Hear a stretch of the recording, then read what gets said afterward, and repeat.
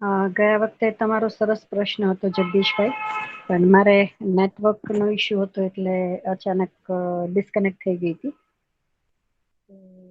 એ જે પ્રશ્ન હતો એનો જવાબ દેવાનો મેં પ્રયત્ન કર્યો હતો. તો મને એમ લાગે છે કે આ બધા હમણાં જોડાય ત્યાં સુધી આપણે એના ઉપર જ થોડીક ચર્ચા કરીએ. જેમ કે તમારો પ્રશ્ન હતો કે ભાઈ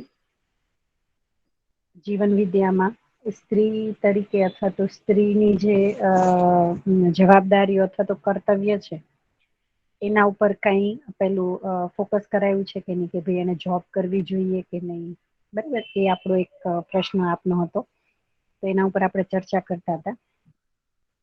તો મારું એમાં જે પણ થોડું ઘણું ધ્યાન ગયું છે હું એ વિશે રાખીશ, અને પછી ફાલ્ગુની દીદી પણ રાખશે એમનો જે અભિપ્રાય હશે.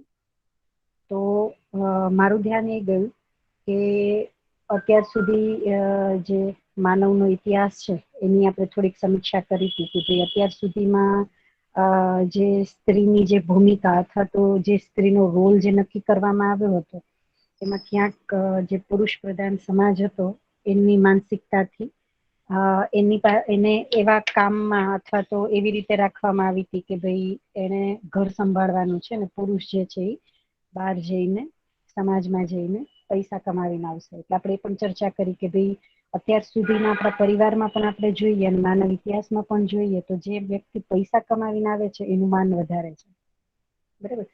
તો આજે આપણને સ્ત્રી સશક્તિકરણના અત્યારના જે પ્રોગ્રામ દેખાય છે ને એમાં મને જેટલું ધ્યાન ગયું છે એમાં લગભગ એવું જ છે કે ભાઈ હું પણ એ વસ્તુ કરી જ શકું છું, એ ખાલી પ્રૂવ કરવાની વાત છે, બરાબર. તો હું પણ પૈસા કમાવી શકું છું, હું પણ બહાર જઈને આ બધું જ કામ કરી શકું છું, એ બતાવવાનો જે પ્રોગ્રામ છે એ જ આખો સ્ત્રી સશક્તિકરણનો પ્રોગ્રામ છે. પણ જયારે આપણે જીવન વિદ્યાના કોન્ટેક્સમાં સમજીએ છીએ ત્યારે આપણું ધ્યાન જાય છે કે શરીર રૂપમાં આપણે સ્ત્રી અને પુરુષ અલગ અલગ છે.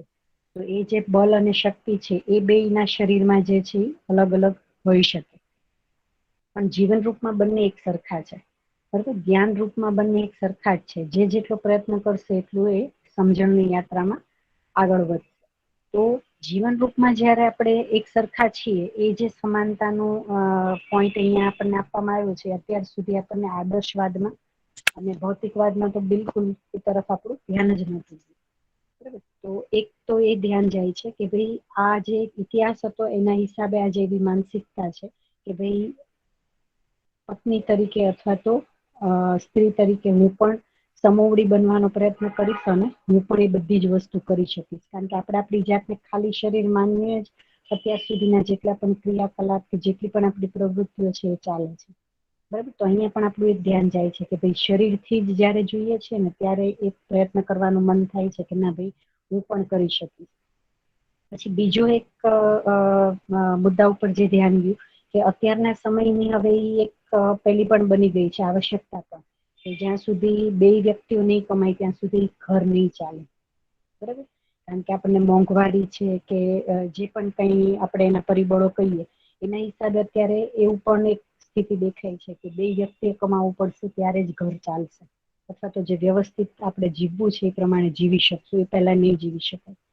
તો એ જયારે વિચાર્યું ત્યારે એ પણ ધ્યાન ગયું કે જ્યાં સુધી આપણે આપણની પોતાની જાતને શરીર માનીને જીવીએ છીએ ત્યાં સુધી આપણા જે સુખનો જે આધાર છે એ ભૌતિક સાધનો છે, બરાબર, ભૌતિક સુવિધાઓ છે.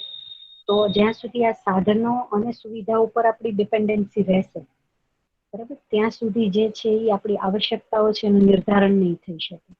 જેમ કે હું એમ કહું કે આપણે જયારે શરીર અને જીવનને સમજવાનો પ્રયત્ન કર્યો હતો ત્યારે એની આવશ્યકતાઓને લઈને ચર્ચા કરી હતી, બરાબર. ત્યારે થોડુંક ધ્યાન દોર્યું હતું કે ભાઈ જયારે કપડા જે છે એ મારો સન્માનનો આધાર બનશે, કપડાથી હું સન્માન મેળવવા ઈચ્છીશ, ત્યારે કયા કપડા, કઈ બ્રાન્ડના કપડા અને કઈ કિંમતના કપડા એનું કોઈ લિમિટ નહીં બને, બરાબર. એવી જ રીતે કપડાની જગ્યાએ આપણે મોબાઈલ, ગાડી, ઘર બધાને મૂકી શકીએ, કારણ કે જે સન્માન જે છે એ મારા જીવનની જરૂરિયાત છે અને ગાડી, કપડા, મકાન, મોબાઈલ એ જે છે એ ભૌતિક વસ્તુ છે. તો ભૌતિક વસ્તુઓથી ક્યારેય આપણી જે જીવનની જે ભાવનાત્મક આવશ્યકતા છે એ પૂરી નહીં થાય. એ આપણને જેટલું ક્લિયર થશે એટલી આપણી આવશ્યકતાઓ જે છે એ નિશ્ચિત થતી જશે, બરાબર. તો આ બે જે આવશ્યકતાઓ છે એને પહેલા તું અલગ અલગ સમજુ, અને એ બે અલગ અલગ રીતે જ પૂરી થશે. એ જેટલી આપણી ક્લેરિટી બનતી જશે એટલું એટલું જે આપણું જીવવાનું જે છે એમાં જે દેખાડો છે અથવા તો દબાવ પ્રભાવથી પણ આપણે જેટલા ડ્રીવન થઈએ છીએ એ દરેક ઉપર આપણું કંટ્રોલ આવતો જશે, નિયંત્રણ આવતો જશે. એના હિસાબે આપણને ખ્યાલ આવશે કે આપણી જે મૂળ આવશ્યકતાઓ છે એ બહુ ઓછી છે, બરાબર, પણ ક્યાંક સમાજના દબાવ પ્રભાવથી, ક્યાંક આપણે આપણું સન્માન, આપણું સ્ટેટસ આપણે કોઈ એવી ભૌતિક વસ્તુઓ સાથે જોડી દીધું છે.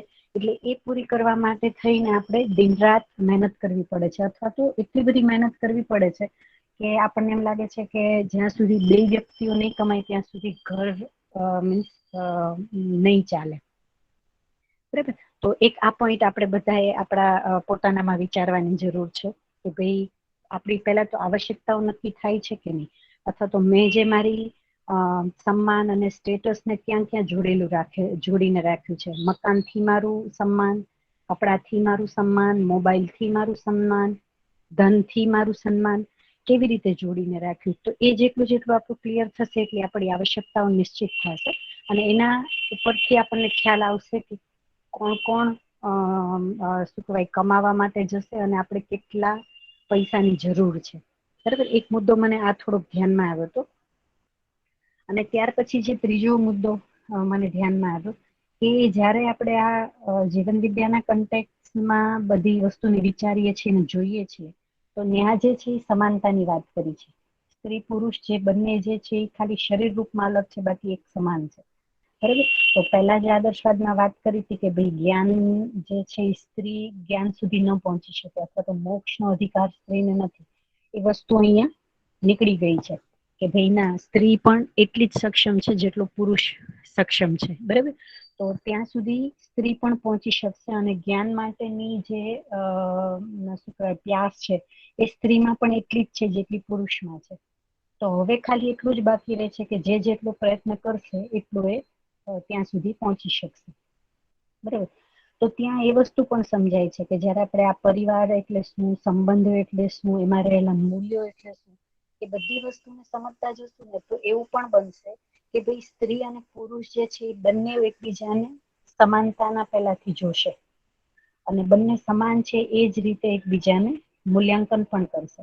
તો બની શકે કે કોઈ પુરુષ જે છે એ સ્ત્રી કરતા પણ પોષણના અર્થમાં જે એનું જે શું કહેવાય વિચાર છે, અથવા તો એનું જે પ્રવૃત્તિઓ છે એ સ્ત્રી કરતા પણ સારી હોઈ શકે.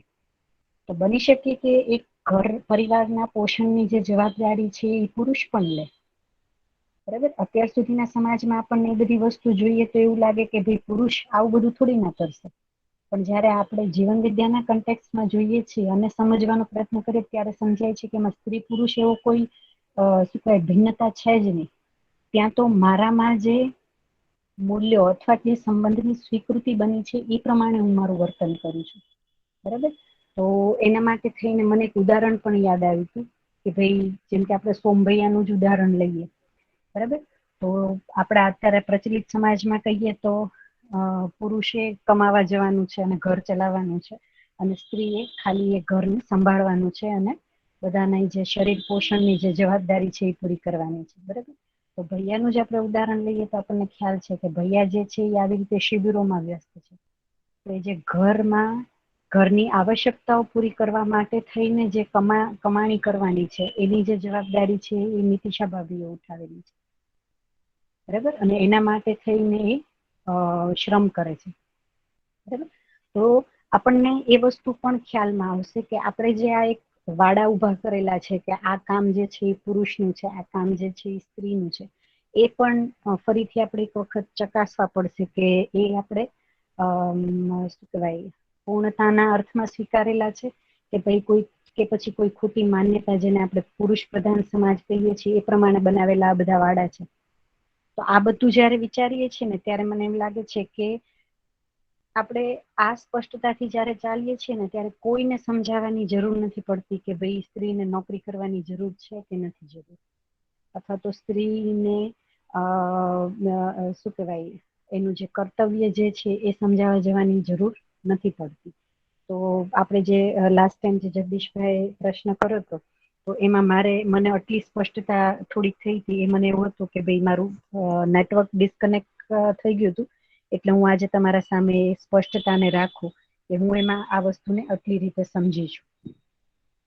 ફાલ્ગુની દીદી, આમાં તમારે કંઈ એડ કરવું હોય તો? હા દીદી, એડ કરી શકું. એટલે આ બહુ સરસ પ્રશ્ન હતો, અને એમાં મેં જે વિચાર્યું હતું એમાંથી બે મુદ્દા તો તમે ઓલરેડી કહી દીધા.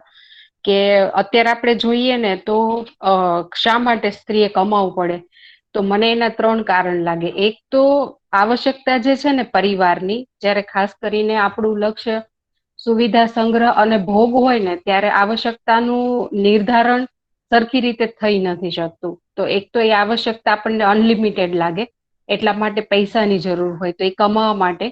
બીજું છે કે એક જયારે બહાર નીકળીએ ત્યારે એક પ્રકારનું રેકોગ્નાઇઝેશન પણ મળે છે. ઘણી વાર આવક ઓછી હોય પણ એવા પદ ઉપર હોય અથવા એ બૌદ્ધિક ક્ષમતા હોય, એનું રેકોગ્નાઇઝેશન પણ થતું હોય. તો એ રેકોગ્નાઇઝેશન કે સન્માન મેળવવાની પણ ઈચ્છા હોય, જેમ પુરુષને હોય એમ સ્ત્રીને પણ હોય એ સન્માન મેળવવાની. તો એ પણ એક કારણ હોય. પણ આપણે જેમ જેમ જીવન વિદ્યામાં આગળ વધતા જઈએ ને, એમ માનવના સ્વરૂપને સમજતા જઈએ ને, ત્યારે એક તો એ સમજાય કે અત્યારે સમાજની અંદર છે ને, કોણ કમાશે, કોણ ઘરની અંદર રહેશે, કોણ બહાર રહેશે, કોને વધારે સન્માન મળશે, કોને વધારે તક મળશે, કોણ કેવા પ્રકારના વ્યવસાયમાં જશે. એટલે કે એન્જિનિયરિંગ છે તો છોકરાઓ વધારે જાય, હોમ સાયન્સ છે તો છોકરીઓ વધારે, આવો બધો ટ્રેન્ડ હતો. તો એ છે ને શરીરના આધારે છે. આપણે એવું માની લઈએ છીએ કે આ પુરુષ છે અને આ સ્ત્રી છે, શરીરના આધારે છે. પણ જેમ જેમ જીવન વિદ્યામાં આગળ વધીએ ને, એમ આપણને માનવના સ્વરૂપની જયારે સ્પષ્ટતા થતી જાય ને, ત્યારે એટલો ખ્યાલ આવે કે શરીરની આવશ્યકતા અને જીવનની આવશ્યકતા અલગ છે. અને માનવ જે છે ને, એમાં જીવનની પ્રધાનતા છે. તો શરીરની આવશ્યકતા શું છે? તો કે આહાર, આવાસ, અલંકાર. તો પુરુષ અને સ્ત્રીના શરીરને જેટલું આહારની જરૂર છે, જેવા મકાનમાં રહેવાની જરૂર છે, અમુક પ્રકારના વસ્ત્રોની જરૂર છે, તો એ આવશ્યકતા તો પુરુષ હોય કે સ્ત્રી, એ બંનેને સમાન રહેવાની જ છે એમાં પણ. અને જીવનની આવશ્યકતા આપણે જોઈએ ને, માનવનું જોઈએ તો એ મનાકાર ને સાકાર કરવા વાળો અને મન સ્વસ્થતાનો આશાવાદી, એવી માનવની પરિભાષા છે. તો મન સ્વસ્થતાને સમજીએ ને, તો આપણે કોઈ પણ પુરુષ કે સ્ત્રી કોઈને પણ પૂછીએ ને, તો શું ઈચ્છે છે? તો જીવનમાં સુખ, શાંતિ, સંતોષ અને આનંદ, આ ચાર વસ્તુ બધાને જોઈએ છે. ચાહે એ સ્ત્રીના શરીર હોય કે પુરુષનું શરીર હોય. એટલે એમાં જીવન આપણને સમજાય છે કે આ જીવનની આવશ્યકતા છે. સન્માન છે, વિશ્વાસ છે, સ્નેહ છે, પ્રેમ છે, એ પુરુષ હોય કે સ્ત્રી હોય, બધાને એની જરૂર છે. એ જીવનની જરૂરિયાતો છે. તો પછી એ જીવનની જરૂરિયાતો કેવી રીતે સંતોષાય, એના ઉપર આપણું જયારે ધ્યાન થાય, ત્યારે આપણને ખબર પડે કે જે ભૌતિક વસ્તુ છે, એટલે કે પૈસા છે કે બહારના જે પદ છે, એનાથી ઈ મળતું નથી. પણ જેટલું જેટલું અસ્તિત્વમાં આપણી ભૂમિકાને આપણે સમજતા જઈએ, એ પ્રમાણે કોન્ટ્રીબ્યુશન કરતા જઈએ, સંબંધોને નિભાવતા જઈએ, એમ એમ એ પ્રકારની આપણી જે સુખ, શાંતિ, સંતોષ, આનંદ આપણને મળતો જાય છે. અને એ પ્રમાણે આપણને સન્માન, વિશ્વાસ, એ બધા મૂલ્યોની તૃપ્તિ થતી જાય છે. તો પછી આપણું ધ્યાન છે ને એના ઉપર જાય છે કે બહાર નીકળીને હું કઈ કામ કરું તો મને સન્માન મળે, કે સન્માન હકીકતે શું છે, અને ઈ ઘરની અંદર જ રહીને મને કેવી રીતે મળી શકે, સંબંધોમાં ઈ કેવી રીતે સન્માન મળી શકે, એના તરફ આપણું ધ્યાન જાય. તો જેટલું જેટલું આપણે સમજતા જઈએ ને, એટલું એટલું આપણને ખ્યાલ આવતું જાય કે અત્યારે સમાજ જે જોઈ રહ્યો છે ને, એ શરીરના આધારે જોઈ રહ્યો છે, સ્ત્રી અને પુરુષ. પણ એટલે બદલે જયારે આપણે જીવનના આધારે જોતા થઈએ ને, ત્યારે આપણને ખબર પડે કે જીવનની આવશ્યકતા બેમાં સમાન છે. બંનેના જીવન અક્ષય બળ, અક્ષય શક્તિ સંપન્ન છે. બંનેને જો અવસર યોગ્ય રીતે મળે, અત્યારે તો આપણને અવસર પણ સ્ત્રીને અલગ અવસર મળે છે, પુરુષને અલગ મળે છે. પણ જયારે જીવનના રૂપમાં જોઈએ અને અવસર બંનેને જો સમાન રીતે મળે, તો બંનેમાં યોગ્યતા પણ વિકસિત થાય છે. ઈ બધું જયારે સમજાતું જાય ને, ત્યારે ત્યારે આવા જે પ્રશ્નો છે ને, કે બહાર જઈને કામ કરવું કે ઘરમાં કામ કરવું, તો એ બધાનું આપણને નિરાકરણ એમાં દેખાતું જાય. બીજું એ છે કે જયારે દર્શન આપણે આખું સમજીએ કે એમાં શું પરિકલ્પના આપી છે, જોબ વિશેની કે સર્વિસ વિશેની, તો એમાં તો 5 પ્રકારના કાર્યક્રમ આપ્યા છે. એમાં ઉત્પાદન એક કાર્યક્રમ છે. તો ઉત્પાદન કરવું એટલે કે વસ્તુનું ઉત્પાદન કરવું અને સેવા કોઈને પ્રોવાઈડ કરવી, આ બે પ્રકારના વ્યવસાય એની અંદર આપણને દેખાય. તો હવે જયારે આપણે ઉત્પાદન એક ઘરની અંદર જોઈએ ને કે કોઈ ઉત્પાદનની પ્રોસેસ થઈ રહી છે, ત્યારે આપણને ઈ સમજાય કે એમાં સ્ત્રી અને પુરુષ બંનેની ભૂમિકા છે. આપણે અત્યારે બી સામાન્ય એક્ઝામ્પલ લઈ લઈએ કે ખેતીનું કોઈ ઉદાહરણ લઈએ અથવા પશુપાલનનું લઈએ, તો એમાં આપણને સમજાશે કે ઉત્પાદનની પ્રક્રિયામાં બંને ઇન્વોલ્વ છે, બંનેના રોલ છે. પણ જયારે ઉત્પાદન જયારે આપણે નથી કરતા ને ત્યારે જોબ આધારિત હોઈએ છે ને ત્યારે કોઈ એકની ભૂમિકા બહુ મહત્વની બની જાય. તો આખું આજે વસ્તુ મેળવવાની જે પ્રોસેસ છે ને લાંબા ગાળે એ ઉત્પાદનથી છે. એટલે કે માનવ સમાજ કેવી રીતના આગળ વધશે, તો ઘણા બધા એવા જોબ છે જેની કદાચ ફ્યુચરમાં જરૂર જ નહીં પડે. તો ઉત્પાદનની અંદર બંનેની ભૂમિકાઓ સમાન, બંનેનું કોન્ટ્રીબ્યુશન સમાન. તો ઈ જે અસમાનતા આપણને દેખાય છે ને જોબની રીતે કે ઓપોર્ચ્યુનિટીની રીતે, એ પણ ઓછી થઈ જાય ત્યાં જયારે ઉત્પાદન કાર્યમાં આપણે લાગીએ ત્યારે. કારણ કે આપણને ખબર પડે કે જો પરસ્પર પૂરક નહીં બને ને તો કોઈ પણ પ્રકારનું પ્રોડક્શન નહીં થઈ શકે. આપણે ત્યારે ગામડાનું પણ કોઈ એક્ઝામ્પલ લઈ લઈએ ને, પશુપાલનનું જે કામ કરતા હોય કે ખેતીનું, એમાં આપણે જોશું ને તો જો સ્ત્રી પુરુષ બેયની ભૂમિકા નહીં હોય ને તો એ આખું સક્સેસફુલ જ ન જાય. તો આમાં ઉત્પાદન મહત્વનું છે શરીરની આવશ્યકતા પૂરી કરવા માટે, એ આખું કન્સેપ્ટ છે. તો એ રીતે પણ સમજીએ ને તો પણ આપણને ખ્યાલ આવે કે જોબની જરૂર કેટલી, એકચ્યુઅલી પુરુષને પણ કેટલી અને સ્ત્રીને પણ કેટલી. તો ત્યાં પણ એ લાંબા ગાળાનો કાર્યક્રમ છે, પણ ત્યાં પણ આપણને સ્પષ્ટતા વધતી જાય. તો દીદી મને આટલી આ બે વાત રાખવી હતી, બાકીની તો તમે સરસ રીતે કહી દીધી છે બધી વાત.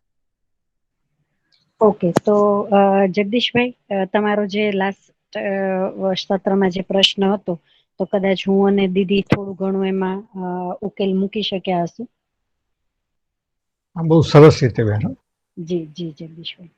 ઓકે, તો અહીંયા સુધીની જે પણ આપણી કંઈ વાત થઈ એમાં આપણને કંઈ લાગતું હોય કે ભાઈ હજી આ કોઈ એક મુદ્દા ઉપર આપણે ચર્ચા કરવી છે તો ચોક્કસ કરીએ. તો અત્યાર સુધી આપણે સંબંધ અને એમાં નિહિત જે આશય મૂલ્ય છે એના ઉપર આપણે વાત કરી.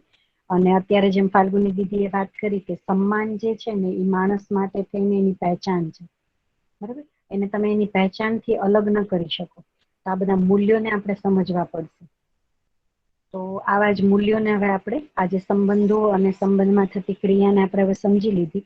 તો હવે ધીમે ધીમે આપણે મૂલ્યો ઉપર જ આપણે શિફ્ટ થઈએ છીએ અને હવે મૂલ્યોને સમજવાનો આપણે પ્રયત્ન કરીએ, બરાબર. તો લાસ્ટ ટાઈમ આપણે પતિ પત્ની સંબંધ અને એમાં યતિત્વ અને સતીત્વ શું છે એના ઉપર આપણે ચર્ચા કરી હતી. ત્યાર પછી જે છેલ્લો સંબંધ હતો એ વ્યવસ્થા સંબંધ છે. તો એના ઉપર થોડીક વાત થઈ હતી કે ભાઈ જે સર્વિસ પ્રોવાઈડ કરે છે, બરાબર.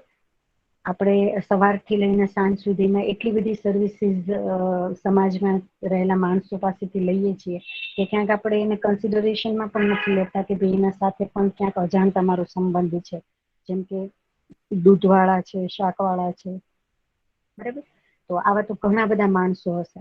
અને કદાચ ચલો શાકવાળા જે ભાઈ આવે છે અથવા તો બેન આવે છે, એ આપણને શાક પહોંચાડે છે, પણ એ શાક એની પાસેથી જ્યાંથી આવ્યું છે એ ફાર્મર સાથે પણ હવે મારો એક સંબંધ બની ગયો, કારણ કે એ આખી એક ચેઇન છે, બરાબર. તો એ ચેઇનમાં રહેલા જેટલા પણ માણસો છે એની સાથે જે છે એ મારો વ્યવસ્થા સંબંધ છે, બરાબર. અને વ્યવસ્થા સંબંધમાં દરેક જે વ્યક્તિ છે એ બંને તરફથી, બંને જે વ્યક્તિઓ છે એના વચ્ચે જે છે ક્રિયા થાય છે ભાગીદારીની થાય છે, બરાબર. તો અમે ઘણી વખત જ્યારે ક્લાસમાં બાળકો સાથે વાત કરતા હોઈએ તો અમે એમને પૂછીએ કે ભાઈ આપણને સમાજ માટે થઈને કેટલી કૃતજ્ઞતા છે, કે ભાઈ સમાજમાં આ જે સમાજ બનેલો છે એના પ્રત્યે મને એ ભાવ થાય કે એ સન્માન થાય કે ભાઈ આ સમાજના હિસાબે આજે હું છું. તો એ લોકોનું સીધું જ કહેવાનું હોય છે ભાઈ સમાજે આપણા માટે થઈને શું કરે છે, તો આ મને એના માટે થઈને કૃતજ્ઞતા હોય અથવા તો સન્માન હોય, બરાબર. ત્યાં અમે લોકો એમનું ધ્યાન દોરાવીએ છીએ કે બેટા આપણા ઘરે પહોંચીએ બપોરે 2:30 વાગે જ્યારે કોલેજ પૂરી થશે ને, અને જે આપણે થાળીમાં જે રોટલી આવશે એ રોટલી કેવી રીતે મારી થાળીમાં પહોંચી એનો ક્યારેય આપણે વિચાર કર્યો છે? પછી એમનું અમે ધ્યાન દોરાવીએ છીએ કે ભાઈ કોઈ ખેડૂત જે છે એને ક્યારેક એ ઘઉંનો દાણો જમીનમાં નાખ્યો અને 90 દિવસ પછી એક દાણો ઉગ્યો, એ પછી એને યાર્ડમાં પહોંચાડવામાં આવ્યો, ત્યાંથી કોઈક વેપારીને ત્યાં ગયો, વેપારી પાસેથી કોઈક બીજા વેપારીને ત્યાં ગયો, ત્યાંથી મમ્મી ખરીદીને લાવ્યા, મમ્મીએ ક્યાંક જઈને લોટ દળાવ્યો, પછી ઘરે લોટ આવ્યો અને મમ્મીએ લોટ બાંધ્યો અને એનીથી રોટલી બનાવી, એના માટે થઈને ગેસનો યુઝ થયો. જે પણ કઈ વાસણનો યુઝ થયો જેમાં એ બધી વસ્તુ બની, તો એ વાસણ પણ કોકે બનાવ્યા. અને આજે એ જે રોટલી છે એ મારી થાળીમાં આવી. એક રોટલી મારી થાળીમાં આવવા માટે થઈને કેટલા માણસોએ પ્રયત્ન કર્યો, ત્યારે એ જે રોટલી હતી મારી થાળીમાં આવી. તો એ જે છે એ સમાજનું કન્ટ્રીબ્યુશન છે મારી લાઈફમાં. તો આવી રીતે અમે લોકો એમની સાથે વાત કરતા હોય છે કે ભાઈ આપણને એમ લાગે છે કે સીધું ડાયરેક્ટ ક્યાંક આપણું ડીલિંગ નથી સમાજ સાથે, પણ ઇનડાયરેક્ટલી આપણે જોઈએ તો સમાજનું બહુ મોટું કન્ટ્રીબ્યુશન છે મારી લાઈફમાં. કારણ કે એના પ્રત્યે જો કૃતજ્ઞતા નહીં હોય તો જે સમાજનું સ્વરૂપ હોવું જોઈએ એના માટે પણ મને વિચાર નહીં આવે.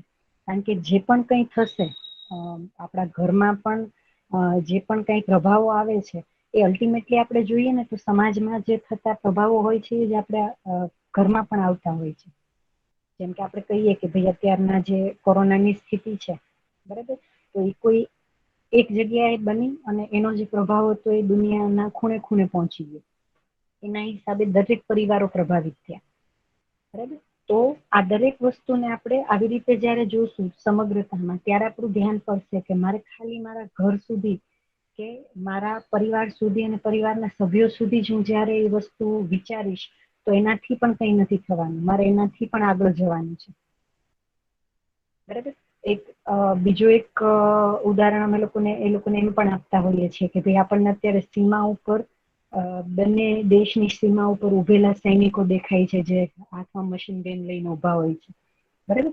અને આતંકવાદીઓનો કે એનો સતત જે ડર છે એ બંને દેશના જે સિપાહીઓ હોય એને હોય છે, અને સાથે સાથે દેશમાં રહેતા માણસોને પણ હોય છે. પણ એનું બહુ નાનું એક સ્વરૂપ જોઈએ તો એ પરિવારમાં જ છે, બરાબર. તો એમાં પણ પરિવારમાં પણ જોઈએ તો આવી જ કંઈક સીમાઓ બની ગઈ છે માણસો વચ્ચે, અને એમાં પણ આપણે બધા એકબીજાની સામે આ જ સ્થિતિમાં ઉભા છીએ કે કોણ કોના ઉપર પહેલો અટેક કરશે, બરાબર. તો આ દરેક વસ્તુ જયારે વિચારીએ ને ત્યારે એક સમાજનો રોલ પણ મને સમજાય, અને સમાજનું જે કન્ટ્રીબ્યુશન છે મારી લાઈફમાં એ પણ મને દેખાય, બરાબર. આજે આપણે રૂમમાં જેમ અંધારું છે અને રૂમમાં પહોંચીને સીધી સ્વિચ શરૂ કરીને જે અજવાળું થાય છે, તો એ ઇલેક્ટ્રિસિટી છે એ આજ મારા ઘર સુધી એક સ્વિચ માં પહોંચી ગઈ. તો એના માટે થઈને કેટલો પ્રયત્ન છે. તો આ બધું વસ્તુ જયારે બાળકો સાથે વાત કરીએ છીએ ને ત્યારે એ લોકોનું ધ્યાન જાય છે કે ખાલી મારા માતા પિતા કે મારો પરિવાર જ મારા માટે થઈને કંઈક કરે છે એવું નથી, અથવા તો મને જેટલું દેખાય છે એટલા જ વ્યક્તિઓ મારા માટે થઈને કંઈક કરે છે એવું નથી. એના સિવાય પણ હજારો લાખો માણસો છે જે મારા માટે થઈને સતત પ્રયત્ન કરે છે, બરાબર. તો આવી રીતે મને લાગે છે કે આપણે જયારે બાળકો સુધી પહોંચીએ, અને હું તો પર્સનલી એમ પણ કહીશ કે આ બધી વસ્તુ ઉપર મારું પણ ધ્યાન નતું ગયું. આમાં આવ્યા પછી આ વસ્તુને વિચાર્યા પછી મારું ધ્યાન ગયું કે ઓકે, હું આ દિશામાં તો મેં કોઈ દિવસ નહોતું વિચાર્યું. મને તો હું, મારું બાળક, મારા હસબન્ડ અને મારો પરિવાર, બસ એનાથી આગળ ક્યાંય મારી દ્રષ્ટિ જ નહોતી, બરાબર. તો હવે એ કૃતજ્ઞતાનો ભાવ આવે છે બીજા વ્યક્તિઓ માટે પણ, એ લોકો પણ આપણી લાઈફમાં કેટલું બધું કન્ટ્રીબ્યુટ કરે છે, અને કદાચ એ ન હોય તો આપણી જીવનમાં કેવી અવ્યવસ્થા ઉભી થાય એ પણ દેખાય છે, બરાબર. તો આ જે વ્યવસ્થા સંબંધ છે એને આપણે આવી રીતે સમજી શકીએ.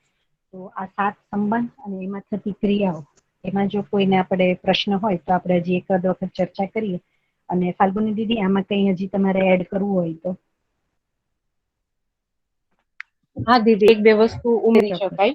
આપણે અત્યારે જે રીતે જોઈએ છે ને આપણી જાતને કે આપણા પરિવારને, આપણે શું કરીએ આમ અલગ અલગ રીતે જોઈએ. એટલે આપણી જે વિચારસરણી છે ને વ્યક્તિવાદી છે, કે કાં તો મારું જે પણ કામ થવાનું હોય થાય, અથવા મારા પરિવારનું ભલું થાય, એટલે ટૂંકમાં એટલા પૂરતી જ આપણું વિચાર લિમિટેડ રહે છે. પણ આપણે માનવને જોઈએ ને તો માનવને એકચુઅલી માનવ જાતિથી અલગ કરીને આપણે જોઈ નથી શકતા. કારણ કે અત્યારે આપણે, જેમ દીદીએ કીધું કે સવારથી લઈને સાંજ સુધી જો આપણે આપણી દરેક એક્ટિવિટીને ઓબ્ઝર્વ કરીએ ને, કે હું જમું છું, અથવા ઇવન સવારમાં ઉઠીને બ્રશ કરું છું ત્યારથી લઈને સાંજે સૂવું છું ત્યાં સુધી જે જે પ્રવૃત્તિ કરું છું ને એમાં કેટલા બધા લોકોનો રોલ છે. ખેડૂતોનો છે, વેપારીઓનો છે, જે ટ્રાન્સપોર્ટ કરે છે એનો છે, દુકાનદારોનો છે. એટલે કે ધીમે ધીમે આપણે જયારે વિચારતા જઈએ ને ત્યારે આપણને ખ્યાલ આવે કે આખા સમાજનું એમાં કઈ ને કઈ કન્ટ્રીબ્યુશન છે. આપણે અત્યારે કેવું માની લઈએ છીએ કે મેં પેમેન્ટ કરી દીધું ને એટલે વાત પૂરી, એટલે મેં કઈ વસ્તુ ખરીદી એટલે પૂરું થઈ ગયું મારું અને એમનું કનેક્શન. પણ માણસ જે છે ને ઈ સમાજની અંદર જ જન્મે છે, મોટું થાય છે અને મૃત્યુ થાય છે. માણસનું આ આખી પ્રક્રિયા સમાજની અંદર જ ચાલે છે, પણ સમાજ તો પેલાય હતો, આજે પણ છે અને કાલે પણ રહેશે. કદાચ હું કાલે નહીં હોય પણ સમાજ તો રહેવાનો જ છે. અને આપણે જયારે આ આખી પ્રોસેસ કરીએ ને એટલે આવું વિચારીએ કે સવારથી સાંજ સુધી કેટલા બધા લોકોનું કોન્ટ્રીબ્યુશન છે.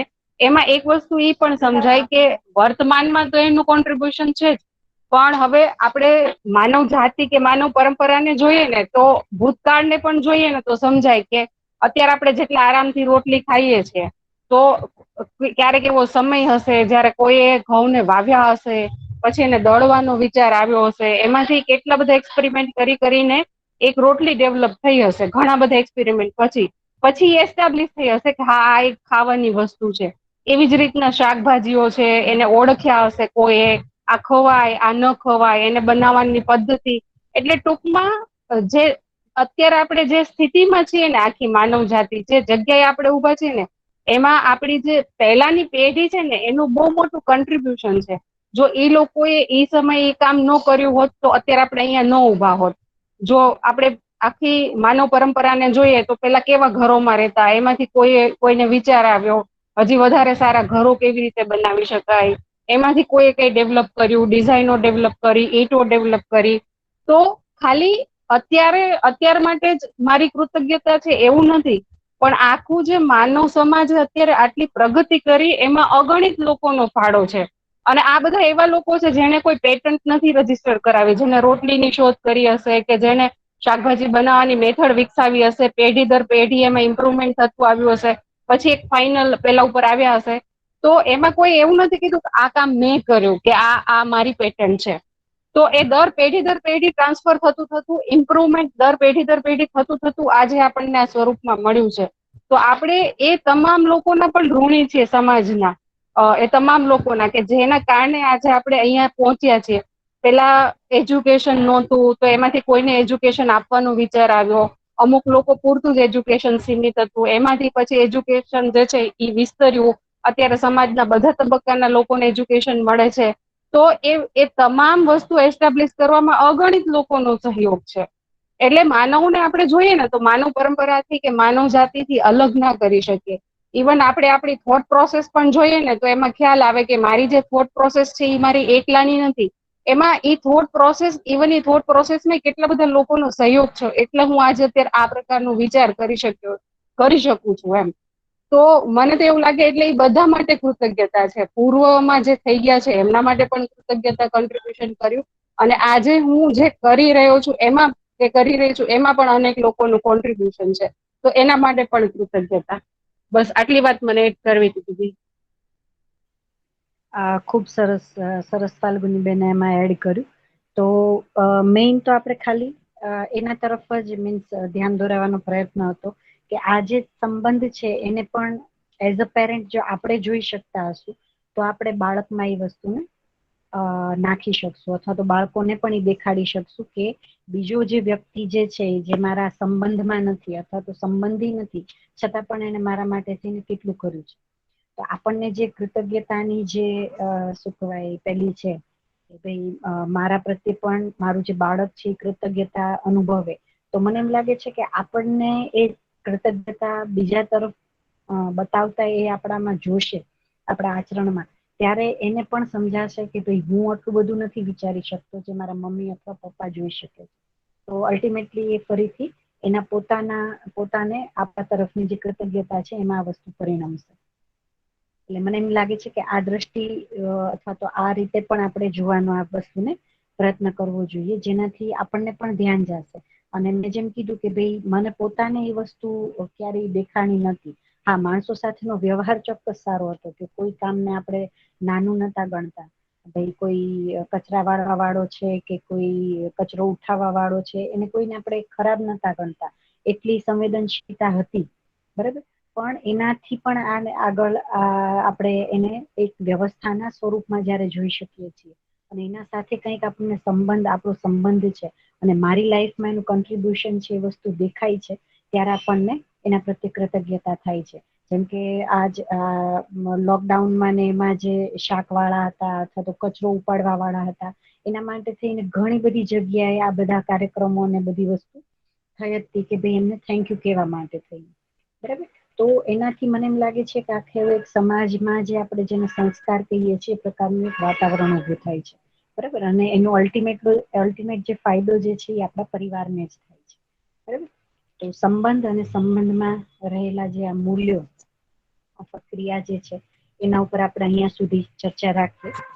કોઈને અહીંયા લાગતું હોય કે આપણે કોઈ વધારે ચર્ચા કરવી છે તો ચોક્કસ, તો નહીં તો આપણે આગળ વધીએ.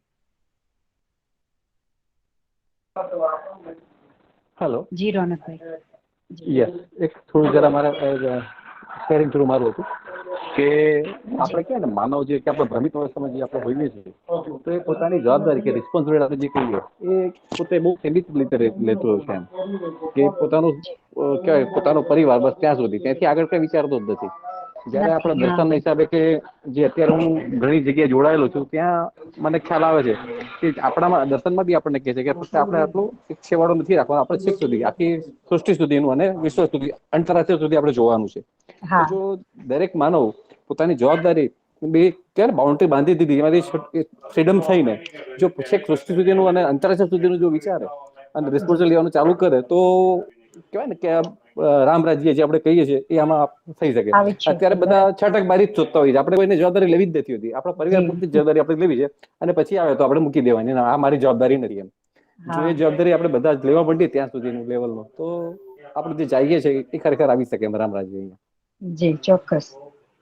આ તો સોમભૈયા જેમ પરિચય શિબિરમાં કહે છે પણ ખરા કે મારા પરિવારનું જે આંગણું છે ને એ સમાજ છે. બરાબર. તો આંગણામાં જે પણ કંઈ થશે, એમાં કચરો પડ્યો હશે તો કચરો પણ મારા ઘરમાં આવશે, એમાં વ્યવસ્થા હશે તો એ વ્યવસ્થાને હિસાબે જે શાંતિ અથવા તો જેને અભયતા દીધી છે એ પણ મારા ઘરમાં જ આવશે. તો આજે સમાજ જે છે એ મારા ઘરનું આંગણું છે. તો હવે એના માટે થઈને ચોક્કસ અત્યારના તો આપણી સ્થિતિ એવી છે કે ભાઈ પેલા પરિવારમાં જીવી લઈએ, પછી આપણે ત્યાં કંઈક વિચારશું. તો સ્ટેપ તો આજ છે, ક્રમ તો આજ છે કે ભાઈ પહેલા હું મારામાં પોતે વ્યવસ્થિત થાવ, પછી મારા જે પરિવારના સંબંધો છે એમાં વ્યવસ્થિત થાવ, અને સાથે સાથે જે છે એ સમાજમાં જે મારી ભાગીદારી જે છે ત્યાં સુધી હું પહોંચું. તો આવી જ રીતે થશે. પણ આપણને જેટલું જેટલું આ તરફ ધ્યાન જતું જશે એટલું એટલું શું કહેવાય, વ્યક્તિઓ પ્રત્યેનું એના પ્રત્યેની જે કૃતજ્ઞતા છે એ તો આવશે જ, પણ સાથે સાથે એક આપણે જોશું ને તો આ ધરતીની પ્રત્યેની જે કૃતજ્ઞતા છે ને એ પણ આપણા ધ્યાનમાં આવશે કે પણ એને પણ કેટલા હજારો લાખો વર્ષોનો શ્રમ કર્યો કે એક માણસ જે છે આ પૃથ્વી પર આવી શકે એના માટે. બરાબર. તો અત્યારે તો આપણે માનવ વચ્ચેના સંબંધની વાત કરીએ છીએ, એટલા માટે થઈને આ જે છે એ વ્યવસ્થા સંબંધને અહીંયા મૂક્યો છે. પણ આપણે જે નૈસર્ગિક સંબંધ 3 જોયા, બાકીની 3 અવસ્થા માટે, પદાર્થ અવસ્થા, પ્રાણાવસ્થા અને જીવાવસ્થા. બરાબર. તો જેમ જેમ આપણે વ્યક્તિઓ અથવા તો માણસ સાથેના સંબંધને ઓળખશું ને, તો આપણને જે બાકીની 3 અવસ્થા છે એની સાથે આપણા રહેલા સંબંધો વિશે પણ ધ્યાન જશે આપણું, અને એના પ્રત્યે પણ કૃતજ્ઞતા થશે કે કેટલો મોટો શ્રમ હતો. બરાબર. આજે પૃથ્વીનો કે ભાઈ પહેલા એક પદાર્થ અવસ્થા પૃથ્વી ઉપર હતી, એમાંથી કોઈક સમય એમાં જળ આવ્યું અને જળને હિસાબે પ્રાણાવસ્થાની શરૂઆત થઈ, અને પ્રાણાવસ્થા પણ એવી બની કે ભાઈ પૃથ્વીનું વાતાવરણ જે બનાવવા માટે થઈને જે વૃક્ષો જોતા હતા એનો જ એમાં ઉદ્ભવ થયો, અથવા તો એ જ બધા વૃક્ષો એમાં બન્યા, અને ત્યારે એવા જ પ્રકારના પ્રાણીઓ એમાં હતા.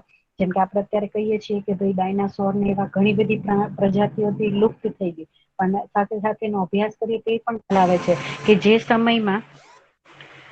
સમયમાં ડાયનાસોર અને એવા બધા જે પ્રાણીઓ હતા ત્યારે જે કાર્બન ડાયોક્સાઇડનું પ્રમાણ જે હતું એ પૃથ્વી ઉપર વધારે હતું, તો એ વખતે એવા જ જીવો ત્યાં સસ્ટેન કરી શકે એમ હતા જે કાર્બન ડાયોક્સાઇડને પચાવી શકતા હતા. બરાબર. તો જેમ જેમ પૃથ્વીનું વાતાવરણ માણસને અનુકૂળ બનતું ગયું, એમ ધીમે ધીમે જે છે એ બધી પ્રજાતિઓ લુપ્ત થતી ગઈ, અને એવી પ્રજાતિઓ આ પૃથ્વી ઉપર આવવા માંડી જેને માણસની જેમ અથવા તો માણસના શરીરની જેવી જ મીન્સ વ્યવસ્થા અને એના જેવી જ જે પણ સુવિધાઓ જોતી હતી એ પ્રકારના શરીર બન્યા, અને અલ્ટિમેટલી જે જ્ઞાન અવસ્થાનો માણસ છે એ આ પૃથ્વી ઉપર આવ્યો.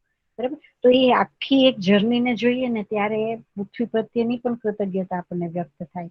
કેટલો મોટો શ્રમ આજ મારા એકના અહીંયા શું કહેવાય જન્મ માટે અથવા તો મારા એકનું હું એક માણસ તરીકે સસ્ટેન થઈ શકું એના માટે થઈને. બરાબર. તો મને લાગે છે કે આ સંબંધોને જેમ જેમ આપણે સમજીએ છીએ એમ એમ આજે કૃતજ્ઞતાનો ભાવ જે છે એ આપણામાં વધતો જાય છે. બરાબર. હા તો હવે દીદી. આજ જી ફાલ્ગુની બોલો. હા, મને આ વ્યવસ્થા સંબંધમાં એક વસ્તુ ઉમેરવી છે શ્યોર શ્યોર. કે હા, અત્યારે આપણે જે સંબંધો છે ને, એટલે જે પરિવાર સિવાયના જે સંબંધો છે, એટલે કે આપણે જે 7 સંબંધની વાત કરતા હતા એમાં બાકીના 6 સંબંધોને તો આપણે એકદમ ઓળખી શકીએ એવા છે. પણ વ્યવસ્થા વાળો સંબંધ છે ને એમાં અત્યારે આપણી દ્રષ્ટિ કેવી છે, એટલે સમાજમાં ઇન જનરલ આપણે જોઈએ ને તો આપણે સામેવાળા વ્યક્તિને કેવી રીતના મૂલવીએ છે કે કાં તો એ સ્ત્રી છે, પુરુષ છે, એટલે કે શરીરના આધારે આપણે એનું પેલું કરીએ છે. એટલે કે પુરુષ હોય તો અમુક હાયરાર્કીમાં ઉપર ને સ્ત્રી હોય તો નીચે. પછી એવું જાતિના આધારે કરીએ છીએ કે અમુક જાતિને આપણે હાયર ગણીએ છીએ, અમુકને નીચે ગણીએ છીએ. એવું જ આપણે અલગ અલગ ભૂમિકાને કરીએ છીએ. જેમ કે કોઈ શાકભાજી વેચવા વાળા હોય અને એક ડોક્ટર હોય, એ બેયની આપણે સરખામણી કરીએ તો અમુકને આપણે વધારે મહત્વપૂર્ણ માનીએ ને અમુકને આપણે એવું માનીએ કે આ મહત્વપૂર્ણ નથી. પણ વ્યવસ્થા સંબંધી આપણે જયારે વાત કરીએ ને ત્યારે આપણે ખાલી એટલું જોઈએ કે આપણું જે શરીર છે એને પોષણ આપવા માટે કેટલા બધા લોકોની ભૂમિકા છે. એટલે એ શાકવાળા ભાઈની કે એની પણ ભૂમિકા છે, જે કરિયાણું વેચે છે એની પણ ભૂમિકા છે. એ જો ઈ ભૂમિકા ન નિભાવતો હોય અથવા ઈ જગ્યા એ ન હોય તો મારું શરીર જ ન ટકી શકે. એટલે ખેડૂત એની ભૂમિકા જો ન નિભાવતા હોય તો મારા શરીરને જે જરૂર છે, જે પોષણની, ઈ ન મળી શકતી હોય મને, મારું શરીર જ ન ટકી શકે. તો અમુક લોકોની એવી ભૂમિકા છે જે મારા શરીરને પોષણ અને સંરક્ષણ આપે છે. અમુક લોકોની એવી જ ભૂમિકા છે જે મારા જીવનને જાગૃતિની દિશા આપે છે. જેમ કે આપણે અધ્યયન કરીએ છીએ ને બાબાજીએ જે આપ્યું એ આપણા જીવન માટે આપ્યું. તો એ જે પૂરકતા છે ને એને આપણે ઓળખીએ ને એટલે આપણને કૃતજ્ઞતા થાય જ.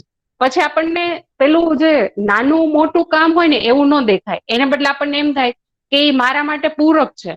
એ જે પણ ભૂમિકામાં છે એ ભૂમિકામાં એ સમાજમાં કોઈક રીતે કન્ટ્રીબ્યુશન કરી રહ્યા છે. તો એ રીતે જયારે વિચારીએ ને ત્યારે જે વ્યવસ્થા સંબંધ છે ને એને સમજવાની આપણી દ્રષ્ટિ ધીમે ધીમે ખુલે.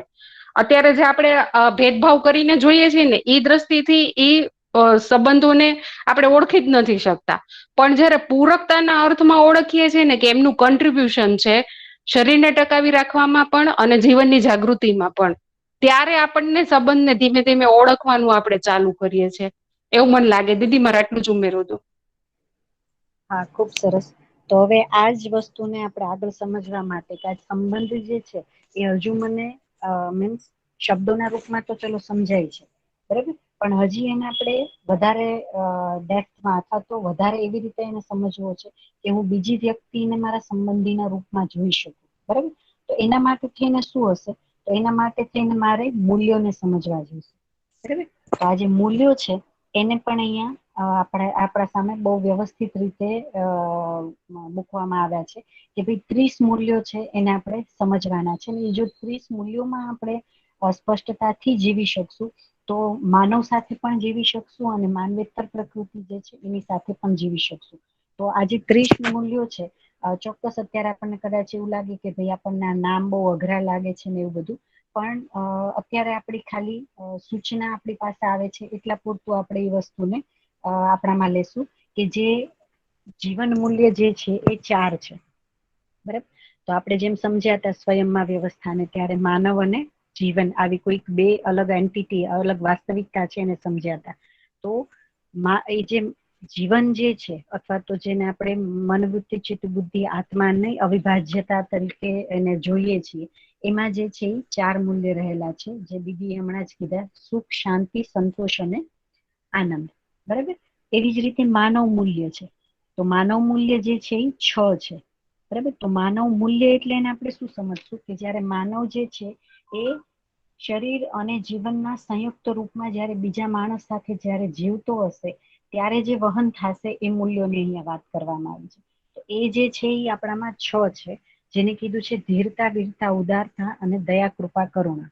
આ જે છે એ 6 માનવ મૂલ્ય છે અને એને જ માનવનો સ્વભાવ અથવા તો માનવીય સ્વભાવ કીધો છે. જ્યારે માણસ જે છે એ ક્રિયાપૂર્ણતા અથવા તો જે 4.5 ક્રિયા છે એમાંથી 10 ક્રિયા સુધી પહોંચશે અને ક્રિયાપૂર્ણતા થશે ત્યારે જે માનવનો જે સ્વભાવ હશે એ જે છે એ ધીરતા હશે.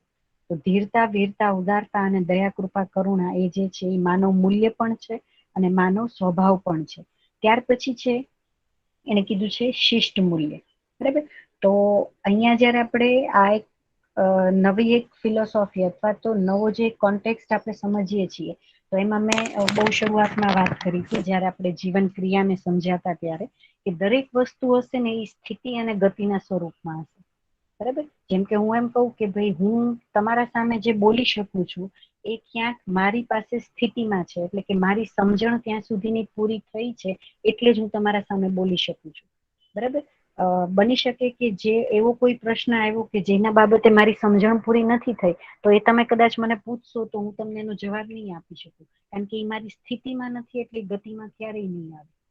તો પૃથ્વી ઉપર અથવા તો અસ્તિત્વમાં જેટલી પણ ક્રિયાઓ છે એ દરેક જે ક્રિયા છે ને એ સ્થિતિ ગતિના સ્વરૂપમાં છે.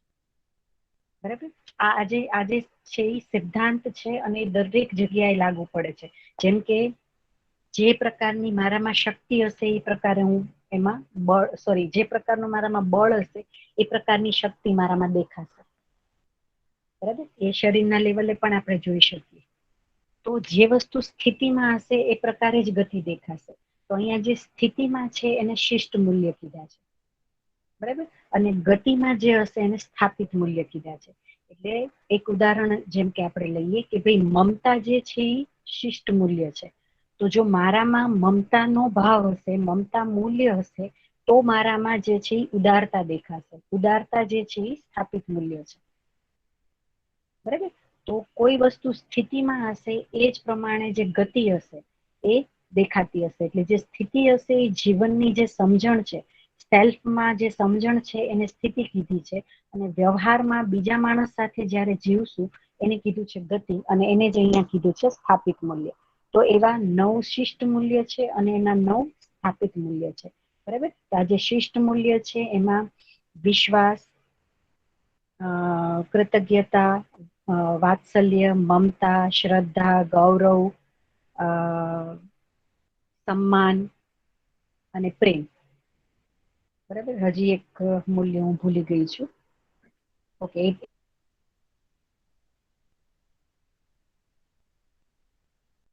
સ્થિતિ ગતિના રૂપમાં આપણને દેખાશે. તો આ દરેક મૂલ્ય જે છે, ધારો કે વિશ્વાસ છે તો એનું જે સ્થાપિત મૂલ્ય છે એ પણ આપણે અહીંયા ચર્ચા કરી શકીએ કે એને કીધું છે સહકારિતા, સહભાગિતા. બરાબર. તો જો મારામાં વિશ્વાસ ક્લિયર હશે તો શું દેખાશે એ સ્થાપિત મૂલ્યના રૂપમાં હશે. હા જગદીશભાઈ, કઈ બોલો છો? હા, આપણે બેન મારા ખ્યાલ પ્રમાણે થોડુંક ભૂલ નથી થતી. જે વિશ્વાસ છે સ્થાપિત મૂલ્ય નથી, તમે એને શિષ્ટ મૂલ્ય કહો છો. જી હા, સોરી હા, બરાબર સોરી મારે ભૂલ થઈ. બરાબર. હા, એટલે મને પેલા હું જ કન્ફ્યુઝ થયો કે કઈક ભૂલ થઈ રહી છે. હા, શિષ્ટતામાં જે દેખાશે એ ગતિ. હા, બરાબર, ચોક્કસ હા, ધ્યાન દોરાયું તમે મારું. હા, પણ આ ઓલું એક ધારું બોલું છું ને તો મારામાં એ બોલવામાં ક્યાંક પેલું થઈ ગયું. બરાબર. તો એક જે છે એ સ્થિતિમાં આપણે મારામાં હશે અને જે એક જે મૂલ્ય હશે એ ગતિમાં હશે. બરાબર. તો જેમ જગદીશભાઈ અત્યારે ધ્યાન દોરાયું તો બરાબર છે કે શિષ્ટતામાં એટલે કે મારે જયારે આચરણ કરવાનું છે ત્યારે જે દેખાશે એ જે છે ગતિ મૂલ્ય છે અને જે છે એ સ્થિતિ મૂલ્ય છે. તો આ બંને જે છે એ 9 મૂલ્ય આપણામાં છે અને છેલ્લા જે છે એ વસ્તુ મૂલ્ય છે. તો આપણી જે માનવેતર પ્રકૃતિ છે એના ઉપર જયારે પણ આપણે ઉત્પાદન કાર્ય કરશું ત્યારે આ જે 2 વસ્તુ મૂલ્ય છે એ આપણા શું કહેવાય આપણે સમજવાના છે ને આપણે એના સાથે એવી રીતે નિર્વાહ કરવાનો છે. બરાબર. તો એ જે છે એ ઉપયોગિતા મૂલ્ય અને કલા મૂલ્ય એવું એનું નામ છે. તો આવી રીતે ટોટલ જે છે આ 30 મૂલ્ય છે એને આપણે સમજવાના છે. બરાબર. તો એમાં જે જીવન મૂલ્ય અને માનવ મૂલ્ય છે એને આપણે ધીમે ધીમે આગળ જેમ આપણે આપણું આ અધ્યયનનો ક્રમ આગળ વધશે એમ આપણે એને વધારે વ્યવસ્થિત રીતે સમજશું. તો અત્યારે જે સ્થાપિત મૂલ્ય અને શિષ્ટ મૂલ્ય જે છે એને આપણે થોડુંક જોઈ લઈએ. સૌથી પહેલું જે છે એ વિશ્વાસ, સન્માન, મમતા, વાત્સલ્ય, સ્નેહ, ગૌરવ, શ્રદ્ધા, કૃતજ્ઞતા અને પ્રેમ. બરાબર, આ જે છે એ સ્થાપિત મૂલ્ય છે. બરાબર, તો સ્થાપિત એટલે મારામાં જે સ્થિતિ રૂપમાં હશે, મારામાં જો વિશ્વાસ સ્થિતિમાં હશે તો જે શિષ્ટ મૂલ્ય હશે એ મને ગતિમાં દેખાશે, એટલે કે શું કહેવાય, મારા વ્યવહારમાં દેખાશે. બરાબર, તો આ જે છે એ આપણા જીવનમાં જે સ્પષ્ટતા બની હશે મૂલ્યોની, એ મૂલ્યોની સ્પષ્ટતા આ રૂપમાં આપણા જીવનમાં થશે અને એ જ વસ્તુ વ્યવહારમાં જે છે શિષ્ટ મૂલ્ય તરીકે આપણા વ્યવહારમાં દેખાશે. બરાબર, તો આ જ બધા મૂલ્યોની આપણે ચર્ચા કરીશું. આમાંથી જે વિશ્વાસ જે છે એને ફાઉન્ડેશન વેલ્યુ કીધી છે. ફાઉન્ડેશન વેલ્યુ એટલે એ મૂળમાં છે, એના વગર કોઈ સંબંધ સ્થાપિત જ નહીં થાય. તો વિશ્વાસ જે છે એને ફાઉન્ડેશન વેલ્યુ કીધી છે અને પ્રેમ જે છે એને કમ્પ્લીટ વેલ્યુ કીધી છે. એટલે પ્રેમ જે છે એમાં આ બધા જ બાકીના જે 8 મૂલ્યો છે એ સમાયેલા જ છે.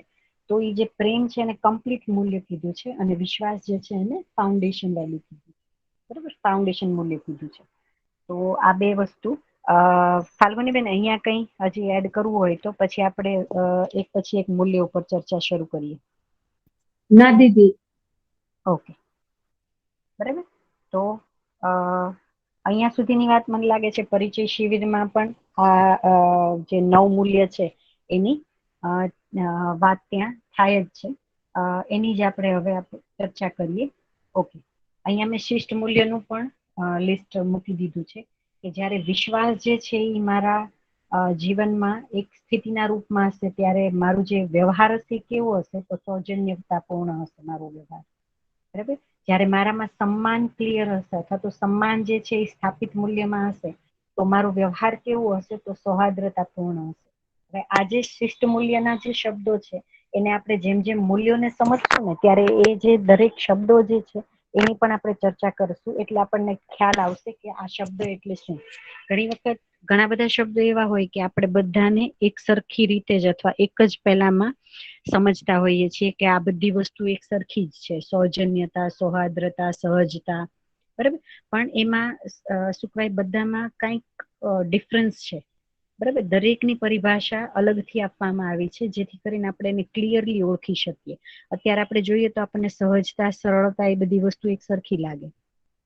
સહજ થવું એ સરળ થવું એવું લાગે આપણને, પણ અહીંયા દરેક જે શબ્દ છે એના માટે થઈને પરિભાષા આપી છે અને દરેક માટે થઈને એ પરિભાષાને સમજવા માટે પણ ઘણી બધી વાત કરવામાં આવી છે.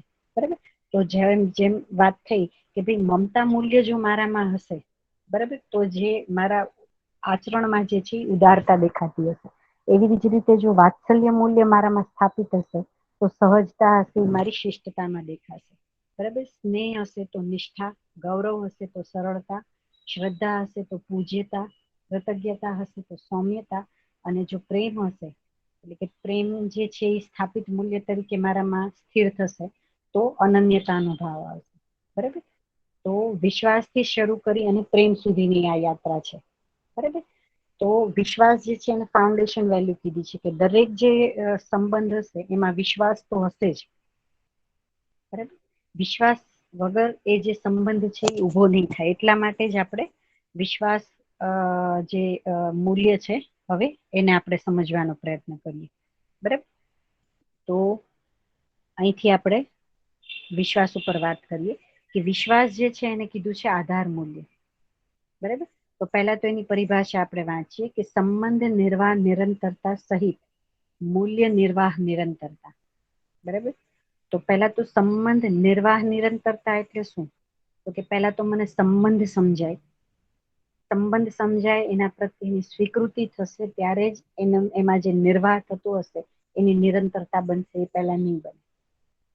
બરાબર, તો જે પણ વ્યક્તિ છે સામેવાળી એ વ્યક્તિ સાથેનો મને પહેલા તો સંબંધ ક્લિયર થાય અને પછી એમાં જે નિહિત જે આશય મૂલ્ય આપણે હમણાં જોયા હતા એ એક વખત ક્લિયર થાય, એ વ્યક્તિની મને સ્વીકૃતિ થાય ત્યારે જ આ જે સંબંધ નિર્વાહ નિરંતરતા છે થઈ શકે. બરાબર, અને ત્યાર પછી કીધું છે મૂલ્ય નિર્વાહ નિરંતરતા. બરાબર. તો એ જે સંબંધ મને ક્લિયર થશે એટલે મને એમાં રહેલા મૂલ્યો પણ સમજાશે. અહીંયા આપણે જયારે આગળ પઠન અને અધ્યયનના ક્રમમાં આગળ વધશું તો જે પણ સંબંધ છે એમાં નિશ્ચિત મૂલ્ય પણ છે. બરાબર. જેમ કે જો કોઈ માનવ વ્યવહાર દર્શન કે એવી કોઈ બુક ક્યારેય ખોલીને જોઈ હોય તો એમાં ધ્યાન જશે કે જે પણ સંબંધ છે એમાં એની સાથે સાથે જે પણ મૂલ્યો છે એનું પણ લિસ્ટ આપેલું છે કે ભાઈ આ જે સંબંધ છે એમાં કયા કયા મૂલ્યો દેખાશે. બરાબર. જેમ કે ઉદાહરણ તરીકે હું તમારી સામે રાખું, માતા પિતા के साथ संतान का संबंध. बराबर. એ જે છે તો એમાં લખેલું છે કે વિશ્વાસ, निर्वाह और उसकी निरंतरता, गौरव, कृतज्ञता, प्रेम पूर्वक, सरलता, सौम्यता, अनन्यता, भाव विधि सहित वस्तु सेवा समर्पण समेत तृप्ति, समाधान, प्रमाण, वर्तमान होना. बराबर. તો આવી રીતે આપણે જ્યારે પઠનમાં અને અધ્યયનમાં આગળ વધશું ત્યારે દરેક સંબંધ એમાં રહેલા મૂલ્યો એ દરેકની સ્પષ્ટતા ત્યાં આપેલી છે. તો આજે સંબંધ અને મૂલ્યનો નિર્વાહ હું ક્યારે કરી શકીશ? તો જ્યારે મારામાં વિશ્વાસ મૂલ્ય હશે ત્યારે જ આજે સંબંધ અને મૂલ્ય જે છે બેનો નિર્વાહ અને એની નિરંતરતા સુધી હું પહોંચી શકીશ. એ સ્પષ્ટતા આપણામાં આવશે. બરાબર. તો એના માટે થઈને આપણે વિશ્વાસને સમજવો પડશે. તો વિશ્વાસને સમજવા માટે થઈને એનું જે શિષ્ટ મૂલ્ય છે એને આપણે જોઈએ. તો શિષ્ટ મૂલ્ય શું છે? સૌજન્યતા છે. બરાબર. તો સૌજન્યતા એટલે શું? તો કે સહકારિતા, સહયોગિતા, પૂરકતા અને ઉપયોગિતા. તો જ્યારે મારામાં વિશ્વાસ હશે ત્યારે હું કોઈકને સહકાર આપી શકીશ, સહયોગ આપી શકીશ, કોઈકને પૂરક થઈ શકીશ અને કોઈકને ઉપયોગી થઈ શકીશ. હવે એને એકદમ સાદી સિમ્પલ ભાષામાં સમજીએ તો હું કોકને ઉપયોગી થવા માંગુ છું. બરાબર. તો એ જે સ્કિલ લેવલે છે કે સમજના લેવલે છે, તો એ વ્યક્તિને જે વસ્તુની જરૂર છે એ જગ્યાએ પહેલા હું પહોંચેલો હોઈશ ત્યારે હું એને ત્યાં પહોંચાડી શકીશ, પહેલા ન પહોંચાડી શકું. બરાબર. કોઈ પણ સ્કિલ માટે થઈને આપણે ધારો કે કોઈને ઉપયોગી થવું છે તો પહેલા તો એ સ્કિલ મને આવડવી જોઈશે તો હું બીજાને શીખવાડી શકીશ. બરાબર. તો જ્યારે આપણે એનું શિષ્ટ મૂલ્ય સમજીએ છીએ ત્યારે આપણને સમજાય છે કે વિશ્વાસ એટલે શું. બરાબર. તો આજે સહકારિતા, સહયોગિતા, પૂરકતા અને ઉપયોગિતા છે ત્યાં સુધી પહોંચવા માટે થઈને પહેલા મારે જે છે આ દરેક જગ્યાએ ક્લિયર થવું પડશે, અથવા તો આજે સ્કિલના લેવલે અને સમજના લેવલે જે સ્થિતિએ પહોંચવાનું છે એટલે કે ક્રિયાપૂર્ણતા સુધી પહોંચવાનું છે ત્યાં મારે પહોંચવું પડશે. ત્યારે જ હું મારામાં વિશ્વાસને જોઈ શકીશ અને ત્યારે જ એ જે વિશ્વાસ છે એને હું બીજા સુધી પાસ ઓન કરી શકીશ. બરાબર. તો વિશ્વાસને આધાર મૂલ્ય એટલા માટે જ કીધું છે અને બધા સંબંધોમાં વિશ્વાસ મૂલ્ય તો છે જ. બરાબર. તો એક આચરણપૂર્ણ અથવા તો ક્રિયાપૂર્ણ જે વ્યક્તિ છે એ જ બીજા સુધી આ જે સમજ છે સ્કિલના લેવલની કે જીવન શું કહેવાય સમજના લેવલની એ પહોંચાડી શકશે. બરાબર. તો અહીંયા આપણે હજી વિશ્વાસને થોડોક વધારે સમજીએ કે ભાઈ વ્યવસ્થામાં સમજ અને સમાધાનની અભિવ્યક્તિ અને સંપ્રેષણા એને કીધું છે સૌજન્યતા અથવા તો વિશ્વાસ. બરાબર. તો હવે વ્યવસ્થામાં પણ સમજ અને સમાધાનની અભિવ્યક્તિ એટલે શું કે ભાઈ સમજ અને મારી જે ક્રિયાપૂર્ણતા છે અથવા તો મારામાં જે 10 ક્રિયાઓ એક્ટિવેટ થઈ ગઈ એના કારણે મારી જે સમજ છે એ પૂરી થઈ ગઈ અને હું સમાધાની જ છું. હર ક્યો અને કેસીના મારી પાસે ઉત્તર છે ત્યારે જ જે છે એની અભિવ્યક્તિ થઈ શકશે. એ પહેલા અભિવ્યક્તિ નહીં થઈ શકે. બરાબર.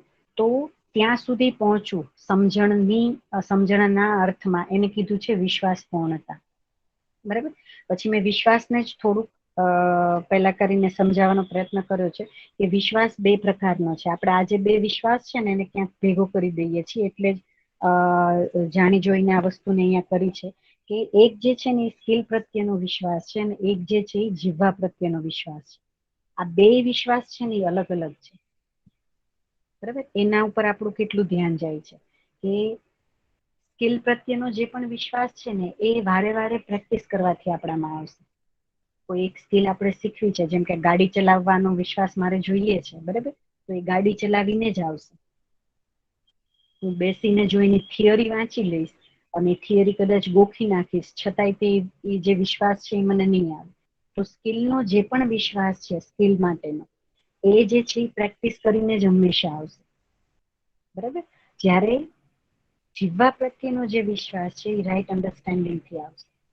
અને મારા જીવન ઉપર જયારે આ બધું કામ શરૂ થશે, બરાબર, જે આપણે મનવૃત્તિ, ચિત્ત, બુદ્ધિ અને આત્મામાં જે 10 ક્રિયાઓ જોઈતી, એના ઉપર આપણે જયારે કામ થશે આપણું ચાલુ, કે ભાઈ મારું ચિત્રણ કેવી રીતે બને છે, મારું તુલન અને વિશ્લેષણ કેવી રીતે બને છે, મારું આસ્વાદન અને ચયન કેવી રીતે થાય છે, આ બધી વસ્તુ ઉપર જેમ જેમ મારું ધ્યાન જશે એમ એમ જે છે એ મારું રાઈટ અન્ડરસ્ટેન્ડિંગ તરીકેની યાત્રા થશે. બરાબર. તો આ જેટલું મને ક્લિયર થશે એટલું હું વિશ્વાસથી પૂર્ણ થાય. બરાબર. તો આ મેં અહીંયા 6 પ્રકાર અહીંયા લખ્યા છે કે સમજવું, જીવવું અને સમજાવવું એ જે છે એ જીવવા પ્રત્યેનો વિશ્વાસ છે. કે પહેલા હું સમજું, પછી એ પ્રમાણે જીવવું અને બીજાને સમજાવવું, ત્યારે જે છે એ મારામાં વિશ્વાસ સ્થિર થયો. અને એવી જ રીતે સ્કિલનો જે વિશ્વાસ છે એ શીખવું, કરવું અને શીખવાડવું. બરાબર. મારે કોઈકને શીખવાડવું છે તો પહેલા એ સ્કિલથી પરિપૂર્ણ મારે થવું જોઈએ. બરાબર. તો આ જે છે એને કીધું છે વિશ્વાસ. બરાબર. પછી કીધું છે નિશ્ચિત આચરણથી જ વિશ્વાસ દ્રઢ થાય છે. બરાબર. જેમ કે આપણને એ વસ્તુ ક્યાંક ને ક્યાંક મીન્સ આપણા ધ્યાનમાં છે જ કે આપણે એવી જ વ્યક્તિ ઉપર વિશ્વાસ કરી શકીએ છીએ જેનામાં આચરણની સ્થિરતા છે.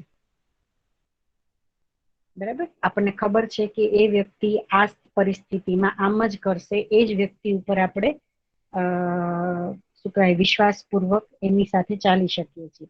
જેની આચરણની સ્થિરતા નથી ત્યાં ક્યાંય પણ આપણે વિશ્વાસપૂર્વક નથી ચાલી શકતા. બરાબર. તો એના માટે થઈને નિશ્ચિત આચરણ જોશે, આ વિશ્વાસ માટે થઈને. બરાબર. તો ફરીથી આપણને પણ પ્રશ્ન થાય કે તો આ નિશ્ચિત આચરણ ક્યાંથી આવશે? કારણ કે આપણે પ્રકૃતિની બાકી ત્રણેય જે અવસ્થાઓને જોશું ને, તો દરેક જે છે ને એના નિશ્ચિત આચરણમાં છે. પદાર્થ અવસ્થાને જોશું, પ્રાણ અવસ્થાને જોશું, જીવાવસ્થાને જોશું, તો એ બધી જ જે વસ્તુ છે એ નિશ્ચિત આચરણમાં છે. એનું ઉદાહરણ લઈએ કે ભાઈ લોખંડ હશે તો એને આપણે લોહી ચુંબકની બાજુમાં મૂકશું તો એના તરફ એ જાશે જ. બરાબર. એ અહીંનું લોખંડ હોય કે અમેરિકાનું લોખંડ હોય, કે આપણે પૃથ્વીની બહારના કોઈ ગ્રહ ઉપર જઈને કદાચ લોખંડ ત્યાં મળશે તો એનું આચરણ જે છે એ નિશ્ચિત છે. બરાબર. પછી પ્રાણાવસ્થામાં જોશું તો જે પ્રકારનું બીજ છે એ જ પ્રકારનું ઝાડ ઉગશે. એટલે જ આજે ખેડૂત જે છે એ ખેતી કરી શકે છે. આજે ગમે એ બીજ નાખશે ને ગમે એ વસ્તુ ઉગતી હોત એવી કલ્પના આપણે કરીએ તો આપણને ખ્યાલ આવે કે આપણને એ પ્રિડિક્ટ જ ન કરી શકીએ કે આપણે શું નાખ્યું છે ને શું ઉગશે. તો એમાં પણ એક નિશ્ચિત આચરણ છે કે જેવું બીજ હશે એવું જ એમાંથી વૃક્ષ બનશે. બરાબર. એવી જ રીતે જીવાવસ્થાને જોઈએ તો ક્રૂર જે પ્રાણીઓ છે એ ક્રૂર જ વર્તન કરશે અને અક્રૂર છે એ અક્રૂર પ્રકારનું જ વર્તન કરશે. હા, માનવના ટચમાં જેટલા પણ આવ્યા છે એમાં થોડો ઘણો આપણને બદલાવ દેખાય છે. બરાબર. બાકી જ્યાં સુધી માનવનો હસ્તક્ષેપ નથી ત્યાં સુધીના જે નેચરલ પહેલામાં રહેતા પ્રાણીઓ છે એને આપણે જોશું તો એનું જે આચરણ જે છે એ એકદમ નિશ્ચિત છે. તો હવે આ માણસ છે એનું આચરણ નિશ્ચિત કેવી રીતે થાય? કારણ કે એ જે છે ત્યાંથી વિશ્વાસ જે છે એ ક્લિયર આપણને વધારે થશે કે વિશ્વાસ એટલે શું. બરાબર. તો માણસ જે છે એ શિક્ષા સંસ્કારથી અથવા તો સંસ્કાર અનુસંગી છે. એટલે એના જેવા સંસ્કાર હશે એ પ્રમાણેનું એનું આચરણ હશે. બરાબર. તો આ જે સંસ્કાર છે એને પણ આપણે સમજવું પડશે. આ સંસ્કાર ક્યાંથી આવે? તો આપણે અત્યાર સુધીની જે આપણી યાત્રા જોઈ એના ઉપરથી આપણને એ પણ ધ્યાન આવે કે ભાઈ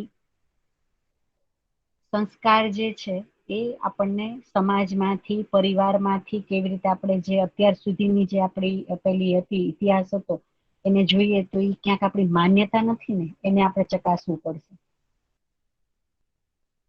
જો સંસ્કાર એવી જ રીતે આવતા હોત જેને આપણે કહીએ કે ભાઈ પરિવારના જે સંસ્કાર હોય તો દરેક પેઢીએ એ જે આવનારી જે નવી પેઢી છે એમાં વધારો કરતી આપણને દેખાતી હોય અથવા તો એ જ રીતે જીવતી આપણને જોવા દેખાતી હોય.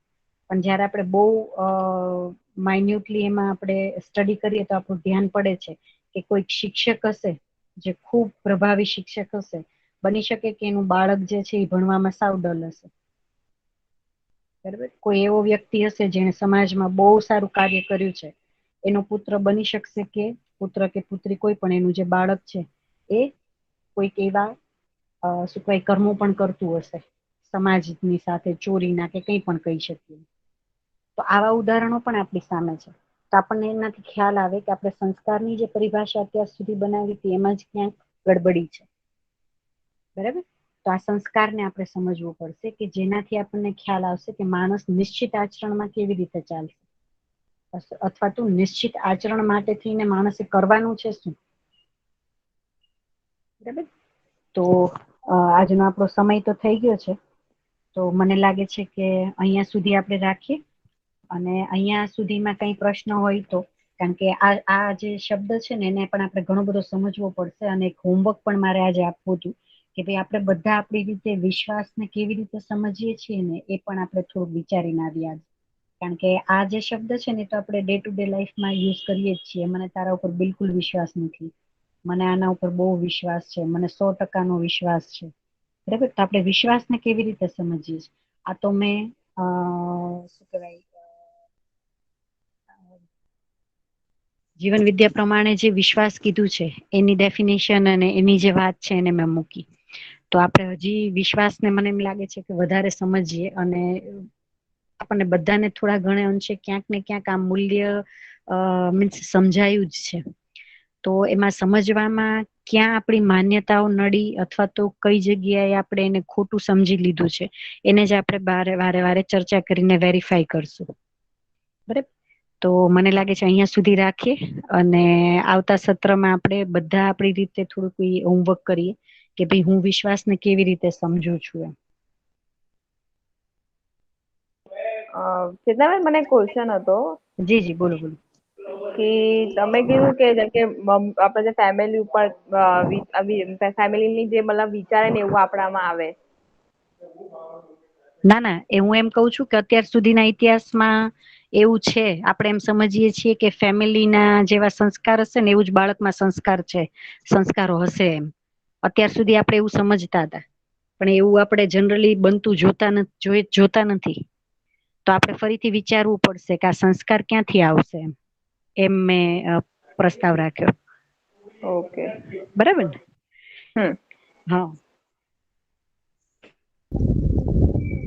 જી એને જગદીશ. સંપ્રેષણા માટે થોડું વિગત, સંપ્રેષણાનો અર્થ કોણ? હા, સંપ્રેષણા એટલે આપણે એમ કહી શકીએ કે જ્યારે એક વ્યક્તિની સામે વાત કરે છે ને તો એને અભિવ્યક્તિ કીધી છે, પણ જ્યારે એક મોટા ગ્રુપ સાથે વાત કરવાની છે, બરાબર, જેને સમૂહ સાથે વાત કરવાની છે એને સંપ્રેષણા કીધું છે. બસ ખાલી એટલો જ ફરક છે.